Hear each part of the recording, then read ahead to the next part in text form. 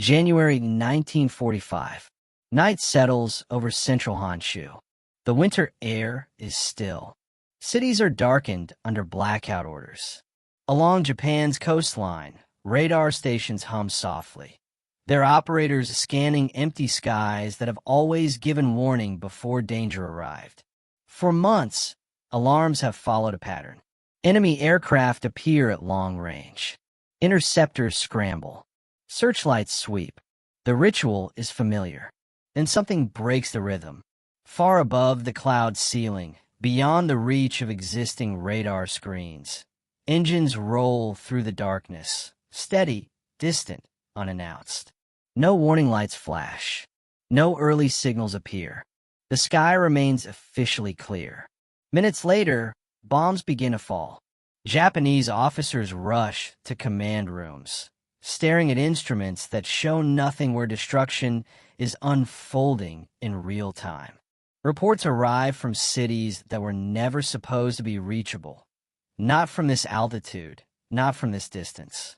Anti-aircraft guns fire blindly into blackness. Fighters climb and stall, unable to reach the invisible enemy. For the first time, Japan's air defense system is not simply overwhelmed. It is bypassed. And as fires spread below, a realization begins to settle inside the Imperial command structure.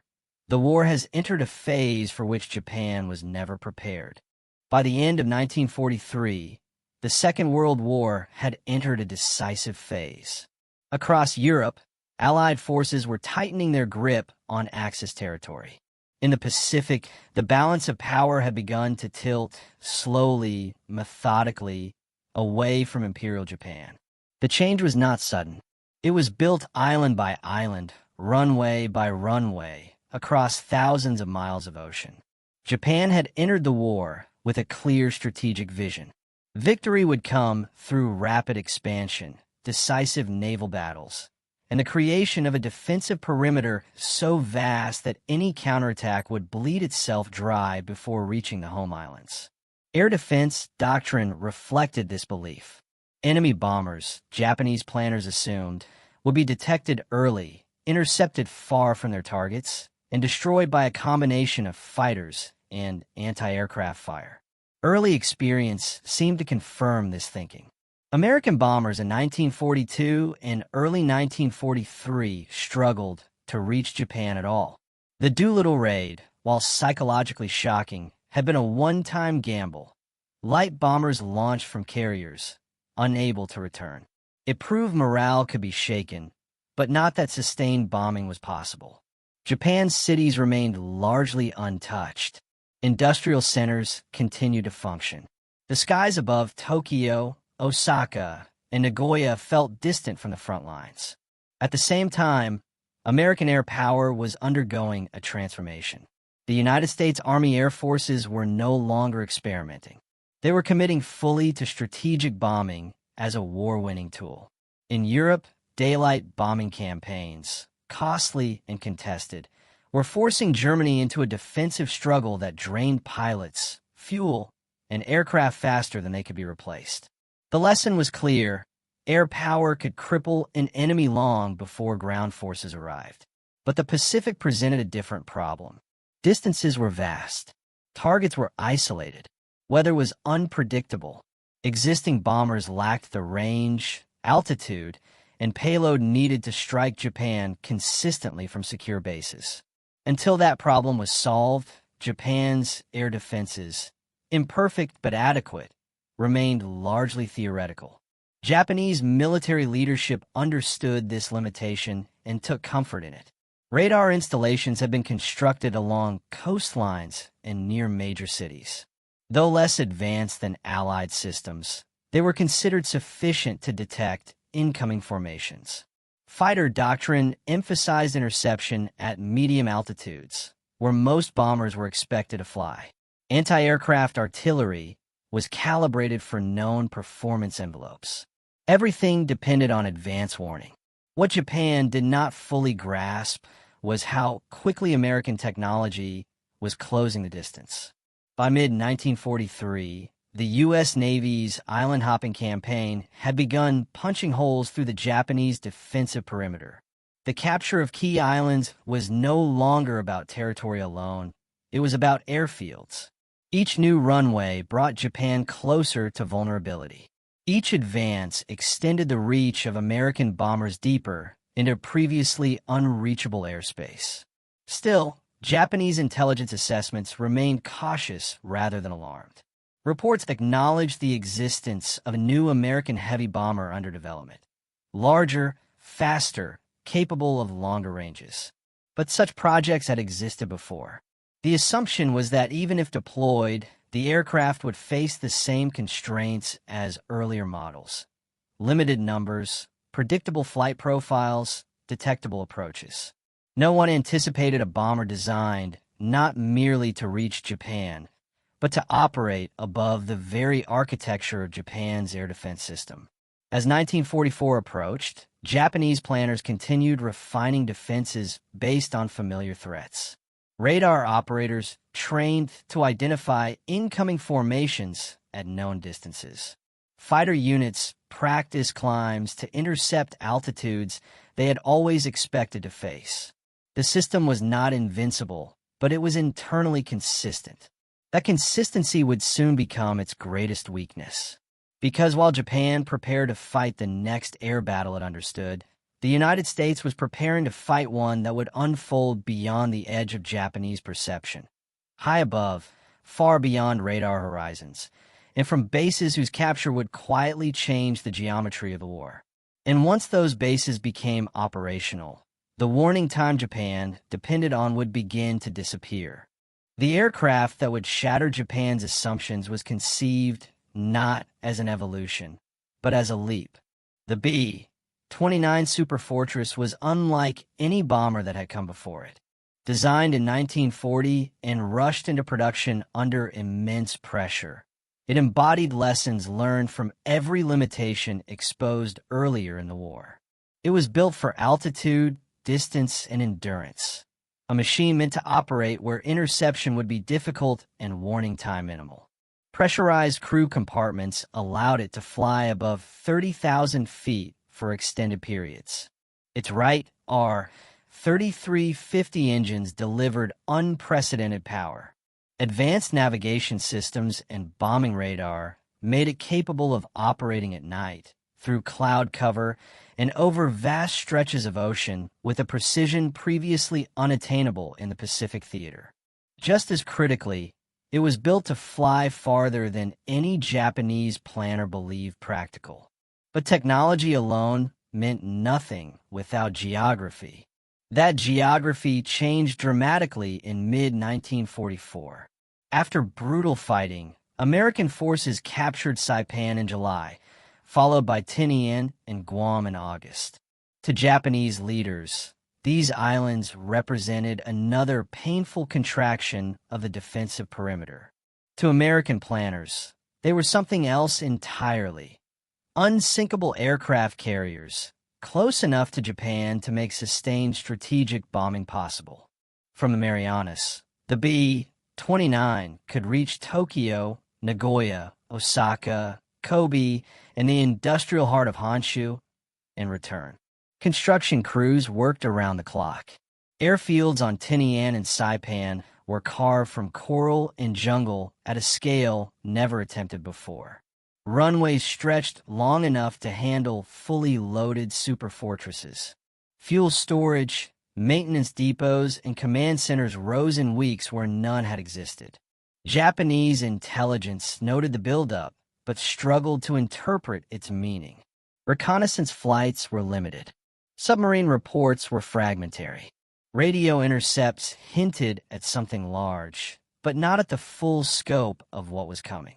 The assumption remained that any bombing effort would be gradual, vulnerable, and constrained by weather and distance. Radar planners continued to rely on existing detection ranges. Most Japanese early warning radar systems could detect high-altitude aircraft at distances of roughly 100 to 150 kilometers under ideal conditions, less in poor weather. This had been adequate against previous threats. But the B-29's cruising altitude and approach profiles exploited the curvature of the Earth itself. Flying high and far, formations could remain below radar horizons until they were already near their targets. The geometry was unforgiving.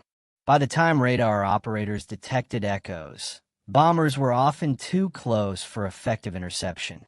Fighters scrambled late, climbing hard into thin air where engines lost power and pilots struggled with oxygen deprivation.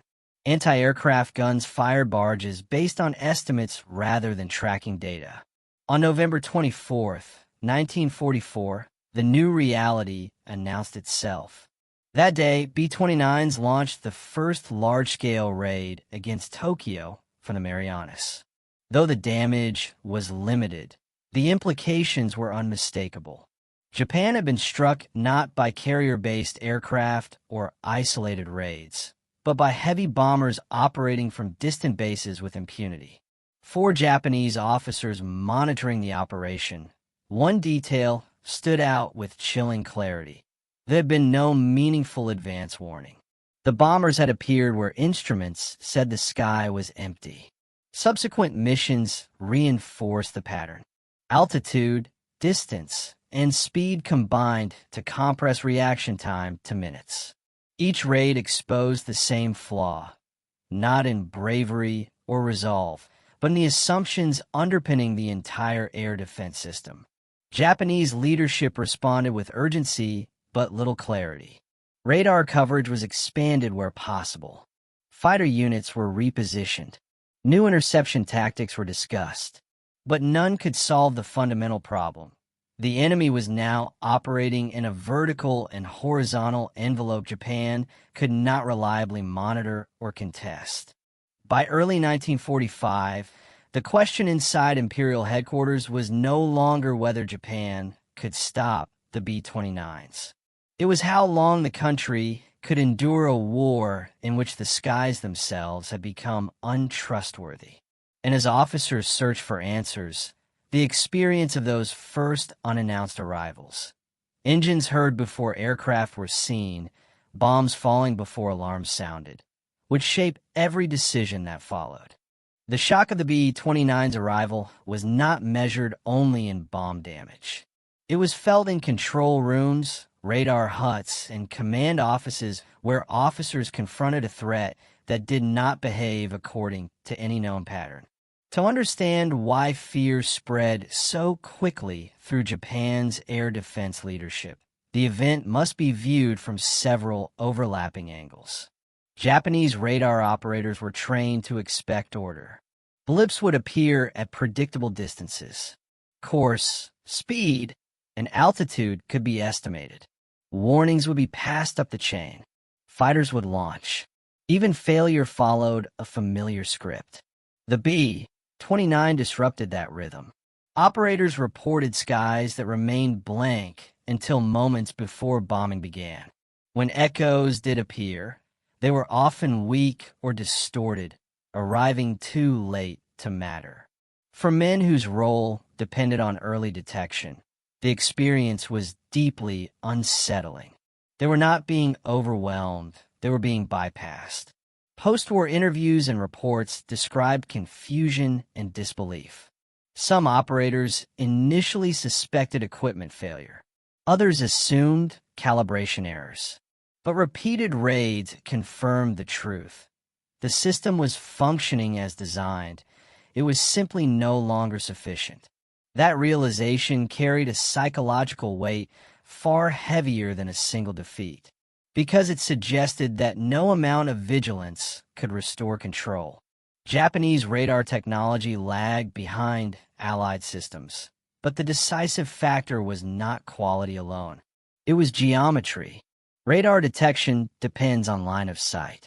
At high altitudes, the curvature of the Earth limits how far a signal can travel. The B-29's operating ceiling exploited this limit mercilessly. Approaching at altitude, bombers could remain invisible until they crossed the radar horizon, at which point they were already near their targets. This was not a flaw that could be repaired quickly. Improving radar power or frequency would take time Japan no longer had. Repositioning stations helped marginally, but could not extend coverage far enough to restore early warning. Every solution addressed symptoms, not the cause. The Superfortress had not merely outperformed Japanese defenses. It had stepped outside their design parameters entirely. Fear in war often comes from what cannot be predicted. For Japanese officers, the most disturbing aspect of the B-29 raids was not their scale, but their timing. The absence of warning undermined confidence at every level. Cities that believed themselves temporarily safe learned they were not. Commanders who relied on preparation found themselves reacting blindly. The sense of helplessness spread quickly. Anti-aircraft crews fired without targets. Fighter pilots climbed into darkness unsure where the enemy was or whether they could even reach them. Civil defense measures, dependent on early alerts, failed to activate in time. This unpredictability eroded morale more effectively than destruction alone. The war had been brought home before, but now it arrived without notice from altitudes that rendered traditional courage and discipline insufficient. Japanese fighter doctrine emphasized interception at medium altitudes, where aircraft performance and pilot endurance were optimized. Against B-29s flying above 30,000 feet, this doctrine collapsed.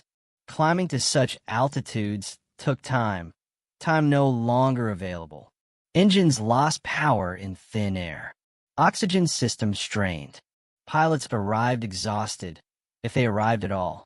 Even when contact was made, closing speed was limited and bomber defensive fire remained formidable.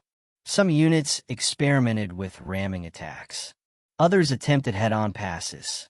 None offered a sustainable solution. The tactical playbook had been written for a different enemy. By early 1945, Japanese air defense was not merely outmatched. It was improvising under pressure, reacting to a threat that had already passed overhead. Within Imperial General Headquarters, reports painted a bleak picture.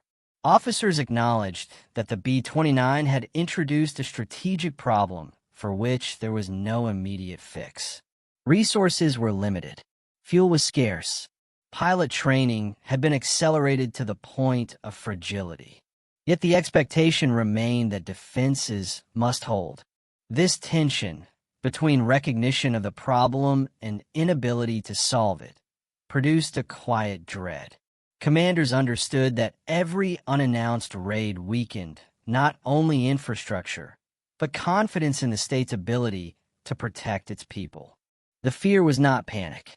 It was something colder, an understanding that the enemy had crossed an invisible threshold, one that placed Japan permanently on the defensive, watching skies that could no longer be trusted. And as this realization settled in, the war was about to move from isolated raids into something far more devastating. As Japan struggled to understand the nature of the threat above its cities, the implications of the B-29's arrival extended far beyond radar stations and interceptor squadrons. The Superfortress forced a reassessment of leadership decisions, enemy capabilities, and the moral trajectory of the war itself. The leadership angle, command under strategic shock. Japanese high command did not react with denial. Reports from air defense sectors were consistent, and their conclusions were unmistakable. The enemy possessed an aircraft that could penetrate Japanese airspace at will, often without warning, and operate at altitudes difficult to contest. The challenge was not recognition. It was response. Resources were already strained by prolonged war. Fuel shortages limited training and operational readiness. Aircraft production emphasized quantity over advanced performance. New interceptor designs were discussed, but development timelines extended beyond what the situation allowed. Orders were issued to improve coordination between radar, fighters, and anti-aircraft units. But coordination requires time, time that no longer existed between detection and impact. Leadership found itself issuing directives into a shrinking window of relevance. Strategic confidence eroded quietly. Each raid that arrived unannounced reinforced the same conclusion. The initiative had passed irreversibly to the enemy. The enemy angle inside the B-29 campaign. From the American perspective, the experience was markedly different. B-29 crews flying from the Marianas encountered challenges of their own: mechanical issues, unpredictable winds, and navigation over featureless ocean. But they also recognized something unprecedented. Enemy resistance was sporadic, delayed, and often ineffective. After-action reports noted late fighter interceptions and poorly coordinated flak. Crews observed searchlights sweeping empty sky, unaware of their presence until bombs were already falling. The absence of sustained opposition confirmed that altitude and range were providing not just safety, but dominance. The B-29 was not merely reaching Japan. It was controlling the terms of engagement. This realization shaped American planning. Tactics shifted. Bomb loads increased. Confidence grew that sustained operations were not only possible, but decisive. The moral angle crossing a threshold. For Japan, the B-29 raids represented more than a military challenge. They marked a moral turning point in the war. Cities were no longer incidental targets. They were objectives. The knowledge that bombers could arrive without warning altered civilian psychology. Air raid drills became frantic rather than procedural. Blackouts felt insufficient. Shelters, hastily constructed, offered little comfort against a threat that seemed to descend from nowhere. The line between front and home dissolved. 4 Japanese officers tasked with internal security and morale. This shift was deeply troubling. Protecting civilians had always been part of the state's legitimacy. The inability to do so, openly and repeatedly, undermined that foundation. The strategic angle, a war redefined. Strategically, the B-29 forced Japan into a reactive posture from which it would never recover. Defense consumed resources that could not be replaced. Fighters were diverted from other fronts. Anti-aircraft guns were relocated to cities at the expense of ports and bases. Yet none of these measures restored control. The Superfortress campaign demonstrated that air superiority was no longer about winning battles in the sky. It was about denying the enemy the ability to fight on familiar terms. By operating beyond radar range and above interception ceilings, the United States had effectively rewritten the rules of engagement. For Japanese leadership, this was the most frightening realization of all. The war could continue. Resistance could be organized. But the framework within which Japan had planned to fight, layered defenses, early warning, decisive interception, had collapsed. What remained was endurance. And endurance would soon be tested not by isolated raids, but by a transformation in bombing strategy that would turn altitude and invisibility into instruments of devastation. By early 1945, the illusion that Japan could adapt quickly enough to neutralize the B-29 threat had faded. The raids were no longer experiments. They were becoming routine. And with each mission, the limits of Japan's air defense system were exposed more clearly.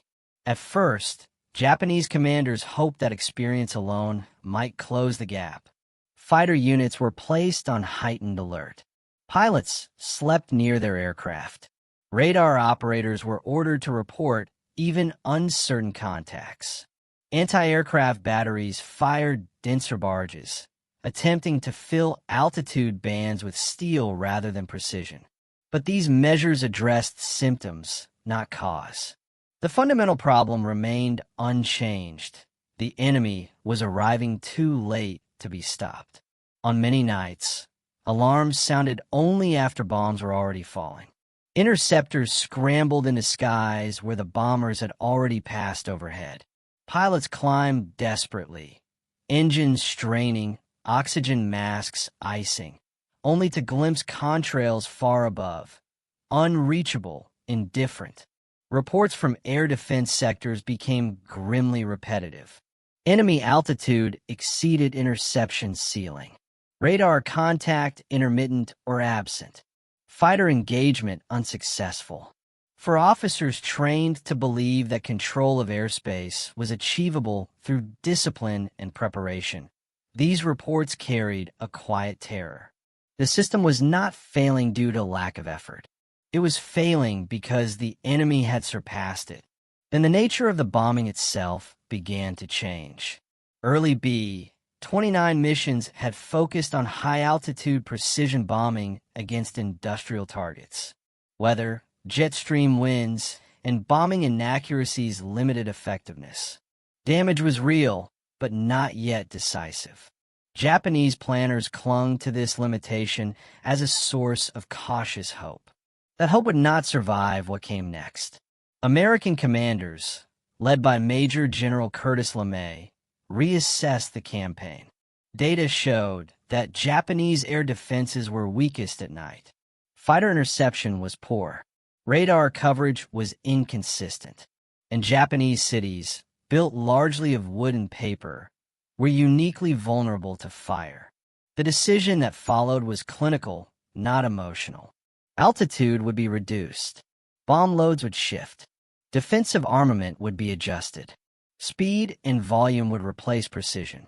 The same factors that had terrified Japanese officers, invisibility, late detection, uncontested access, would now be paired with a form of destruction against which traditional defenses were nearly irrelevant. On the night of March 9th, 1945, the turning point arrived. Hundreds of B-29s lifted off from the Marianas, flying low and fast, stripped of excess weight. They approached Japan under cover of darkness, many still beyond effective radar detection until the final minutes. When they reached Tokyo, they released thousands of incendiaries designed to ignite the city itself. Japanese air defenses responded, as they always had, too late. Fighters rose into smoke-choked skies. Anti-aircraft guns fired blindly. But the altitude advantage was no longer the decisive factor. The decisive factor was that the bombers had arrived unopposed, organized, and unstoppable. Fire spread faster than command structures could respond. 4 Japanese officers watching reports come in through the night. The fear that had begun with invisible aircraft now found physical form. Entire districts vanished from maps. Communications collapsed. Civil defense was overwhelmed. This was no longer a question of whether the B-29s could be intercepted. It was whether Japan could survive a war in which its skies were permanently open. And as dawn rose over a burning capital, the realization hardened inside Imperial headquarters. The Superfortress had not merely bypassed Japan's defenses, it had rendered them strategically irrelevant. The destruction of Tokyo on the night of March 9th to 10th, 1945, was not an isolated catastrophe. It was the clearest signal, yet, that Japan's air defense system had lost the ability to shape events. What followed in the weeks after confirmed that the balance of the war had shifted beyond recovery. As reports from Tokyo were compiled, the scale of the damage stunned even seasoned officers. Entire wards had been consumed by firestorms. Infrastructure that supported daily life, water lines, transportation corridors, emergency services ceased to function. The numbers were staggering, but it was the pattern that mattered most. The bombers had arrived when and where they chose. In the aftermath, Japanese command attempted urgent adaptation. Fighter units were dispersed to reduce losses on the ground. New interception tactics were improvised. Pilots were instructed to engage at any opportunity, regardless of altitude disadvantage or survival odds. Some units prepared for deliberate ramming attacks, a measure born of desperation rather than doctrine. Yet none of these responses addressed the fundamental vulnerability. The B-29s continued to exploit the same advantage that had terrified officers months earlier, the ability to appear with minimal warning. Even when raids were anticipated, exact timing and approach routes remained uncertain. Radar detection improved marginally, but reaction time remained insufficient to prevent penetration. Night after night, the pattern repeated. Cities burned. Defenses reacted. Fighters climbed late. Anti-aircraft fire filled the sky without effect. The superfortresses departed largely intact, returning to bases beyond retaliation. For Japanese leadership, the psychological toll deepened. Air defense had been a symbol of sovereignty, proof that the home islands were protected by more than distance. Its collapse undercut confidence not only within the military, but across government and society. Civilians recognized the change immediately. Shelters overflowed. Evacuation plans accelerated. Factories dispersed operations in futile attempts to reduce losses. The knowledge that bombers could arrive unseen transformed fear into resignation.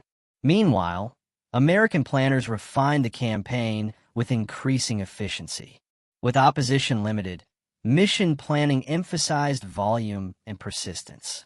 Targets expanded beyond industrial complexes to urban centers that sustained the war economy indirectly. Each raid reinforced the same strategic reality. Japan could not prevent access to its airspace. By late spring 1945, B-29 operations had become a constant presence rather than a shock. Radar failures were no longer surprising. Interceptor losses mounted without corresponding success. Fuel shortages worsened as sorties increased. Training programs shortened further, feeding inexperienced pilots into an unwinnable contest. Inside Imperial headquarters, assessments grew increasingly stark. Japan could endure destruction. It could absorb loss. But it could not restore the defensive conditions under which its war plans had been written. The B-29 had erased those conditions permanently. The fear that had first appeared when aircraft emerged beyond radar range had evolved into something more profound, an understanding that the war's outcome was no longer a question of tactics or bravery. It was a matter of time, and as the skies over Japan remained open night after night, that time was running out. By the summer of 1945, the consequences of the B-29 campaign were visible everywhere across Japan. What had begun as a technological shock had become a sustained condition, a reality in which the nation lived under skies it could no longer defend. The physical damage was immense. Tokyo, Nagoya, Osaka, Kobe, and dozens of smaller cities bore the scars of repeated incendiary raids. Vast residential districts were reduced to ash. Industrial output collapsed as factories burned or were forced to disperse into inefficient, vulnerable workshops. Transportation networks fractured under constant attack, slowing the movement of coal, food, and raw materials essential to survival. Official Japanese estimates acknowledge the destruction of hundreds of thousands of buildings and the displacement of millions of civilians. Casualty figures mounted into the hundreds of thousands, many killed not by blast alone, but by firestorms that consumed entire neighborhoods faster than evacuation was possible. Yet the most damaging effect was not measured in numbers. It was measured in the erosion of certainty. Air raid warnings, once a source of reassurance, lost credibility. Sirens often sounded too late, or not at all. Civilians learned to listen for engines rather than alarms. Sleep became fragmented. Urban life adjusted to a state of permanent anticipation. For the military, the strain was equally severe. Fighter units were worn down by repeated, largely ineffective sorties. Aircraft losses mounted faster than replacements could be produced. Fuel scarcity forced difficult choices between training and operations. Pilots were sent into combat with minimal experience, facing an enemy that retained both altitude and initiative. Anti-aircraft units consumed ammunition at unsustainable rates, firing into darkness and cloud in hopes rather than expectation. Maintenance crews struggled to keep aging equipment operational under constant demand. Japanese reports acknowledged a grim truth. Air defense resources were being exhausted without corresponding results.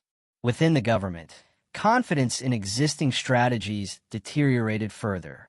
The belief that Japan could endure long enough to force a negotiated settlement relied on the assumption that civilian morale could be sustained and industrial capacity preserved.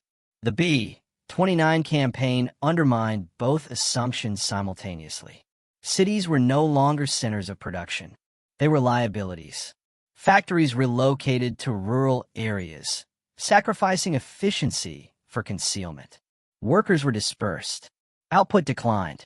The war economy entered a spiral of diminishing returns, driven not by battlefield defeat, but by relentless pressure from above.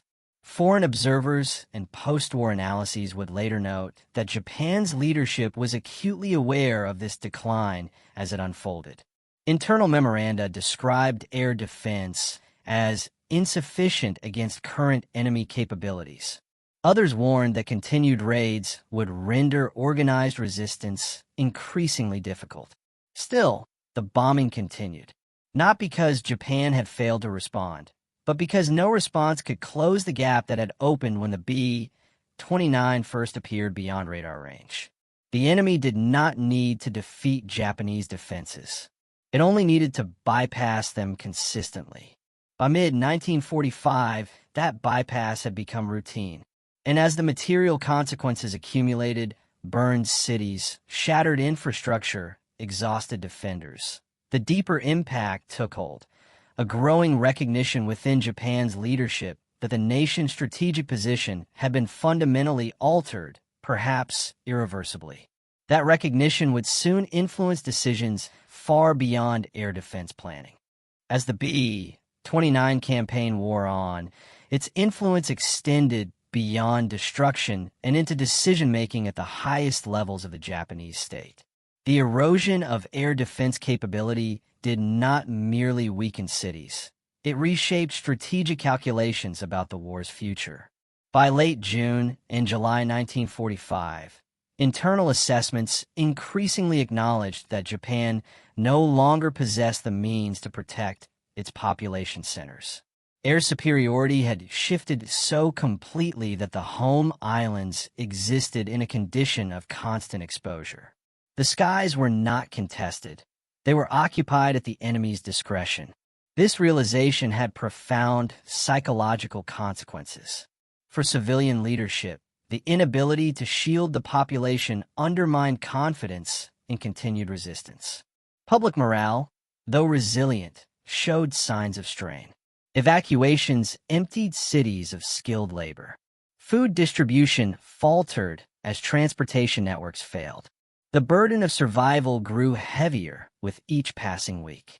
Within military circles, the collapse of effective air defense forced a reassessment of priorities.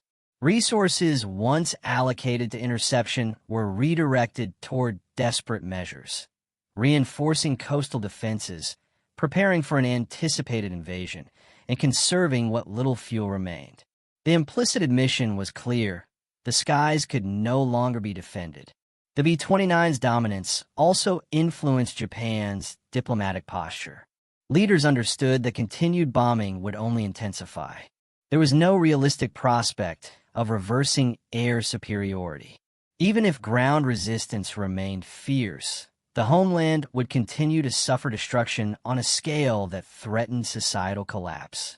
This strategic exposure intersected with other pressures: naval blockade, resource shortages, and the impending possibility of new weapons. But the role of the B-29 campaign was unmistakable.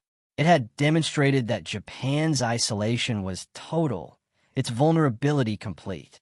Post-war analyses would emphasize that air power alone did not end the war, but they consistently acknowledged its decisive role in shaping the environment in which decisions were made. The fear that began with unannounced aircraft over Japanese cities matured into a recognition that the nation's defenses were obsolete. 4 Japanese officers who had once believed radar, fighters, and discipline could safeguard the home islands. This was a bitter conclusion. Their preparations had not failed through negligence. They had failed because the war had moved beyond them. The B-29 had changed not just how Japan was attacked, but how the war was understood. By the final months of conflict, resistance continued, determined, costly, and resolute. But it unfolded under a sky that belonged to someone else. Every strategic plan was now written with that fact in mind. And as leadership weighed the future, one reality stood above all others. A nation that cannot control its airspace cannot control its destiny. That understanding would frame the final decisions of the war, and the way its history would be remembered. The appearance of the B-29 over Japan was more than a technological breakthrough. It was a demonstration of the evolving nature of modern warfare. It revealed a truth that commanders, officers, and civilians alike would feel in every city: that distance, altitude, and speed could render traditional defenses obsolete. Japan's carefully constructed air defense network, built on years of experience and doctrine, had been bypassed not through failure or error, but by ingenuity and relentless engineering. The psychological impact was as profound as the physical devastation. For officers watching instruments that failed to warn them, for pilots scrambling in skies they could not control, for civilians hearing engines without seeing aircraft until it was too late, the war had become immediate, inescapable, and unpredictable. Fear was no longer abstract. It was constant, measured in seconds between detection and destruction. Strategically, the B-29 campaign forced a re-evaluation of what control over the battlefield truly meant. It was no longer enough to station fighters, build radar arrays, or train crews. Air superiority now required foresight, reach, and technology that could extend beyond the enemy's horizon. The Superfortress embodied that principle. Power not merely in ordnance, but in the ability to dictate where, when, and how the enemy could respond. In hindsight, the terror Japanese officers felt was justified. The Superfortress did not simply attack. It redefined the terms of engagement. It exposed the limits of human expectation in warfare and underscored the profound influence of innovation on the course of history. Where once morale and preparation could determine outcomes, now altitude and range imposed new realities. The B-29 became a symbol of inevitability, a force that could strike beyond anticipation, that transformed defense into reaction, and that left nations to confront the harsh truth that technology could surpass tradition. In those moments when engines were heard before aircraft were seen, and cities burned while alarms failed, the world witnessed a turning point, not only in the Pacific War, but in the understanding of modern combat itself. The Superfortress had arrived, and with it, a new era of warfare had begun.